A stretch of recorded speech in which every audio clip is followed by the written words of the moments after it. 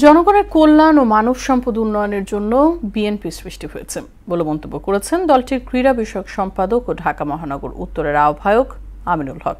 সে লক্ষ্যে ভারপ্রাপ্ত চেয়ারম্যান তারেক রহমানের নির্দেশে বিএনপির সামাজিক কার্যক্রম এগিয়ে নিয়ে যাচ্ছে বলেও জানান তিনি। দুপুরে রাজধানীর পল্লবীতে বেগুনটিলা রোডে জনসাধারণকে বিনামূল্যে চিকিৎসা সেবা প্রদান অনুষ্ঠানে আমিনুল হক বলেন, এলাকার সন্তান হিসেবে সাধারণ মানুষের পাশে থাকতে চান তিনি। আরও জানাচ্ছেন হুমায়ুন কবির।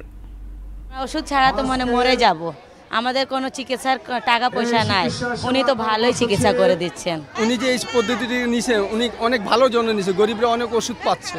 অসহায় মানুষের চিকিৎসার কথা চিন্তা করে ঢাকা ১৬ আসনের রূপনগর ও পল্লবী থানার বিভিন্ন ওয়ার্ডে বিশেষজ্ঞ চিকিৎসকদের তত্ত্বাবধানে নাক, কান, গলা, চক্ষু, গাইনি, শিশু, ডেন্টাল ও চর্মরোগীদের জন্য প্রতি শনিবার বিনামূল্যে চিকিৎসা সেবা দিয়ে আসছেন ঢাকা মহানগর উত্তর বিএনপির আহ্বায়ক আমিনুল হক। খুব ভালোই করছে, এর জন্য আমরা তাকে খুব ধন্যবাদ জানাইতেছি। তো বিশেষজ্ঞ ডাক্তার দেখানোর মতো সামর্থ্য আমাদের নেই, ভাইয়া আমাদের এই ব্যবস্থাটা করে দিছে, তার জন্য অনেক ধন্যবাদ। উত্তর সিটির ২ নম্বর ওয়ার্ডে পল্লবীর শহীদবাগ বেগুনটিলা এলাকায় বিনামূল্যে চিকিৎসা সেবা অনুষ্ঠানের সভাপতিত্ব করেন পল্লবী থানা যুবদলের আহ্বায়ক হাজী নুর সালাম। জানান, নির্বাচনের পরেও চিকিৎসা সেবা অব্যাহত থাকবে। ১৬ আসনে একটি সরকারি হাসপাতাল স্থাপন করবেন এবং যাতে প্রতিটি ওয়ার্ডে খন্ড খন্ড করে আমরা এই মেডিকেল সেবা দিয়ে যাবো আর কি, এটা আমাদের নির্বাচনের পরে চলবে। শহীদবাগ ও বেগুনটিলা এলাকায় জনসাধারণের জন্য বিনামূল্যে চিকিৎসা সেবা কার্যক্রম উদ্বোধন করেন ঢাকা মহানগর উত্তর বিএনপির আহ্বায়ক আমিনুল হক।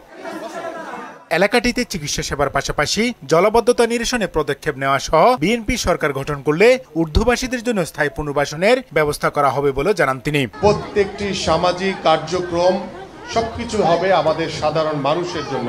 যে সমস্যাগুলো এখন সমাধান করা সম্ভব, সেই সমস্যাগুলো আমি চেষ্টা করছি দ্রুত সমাধান করার জন্য।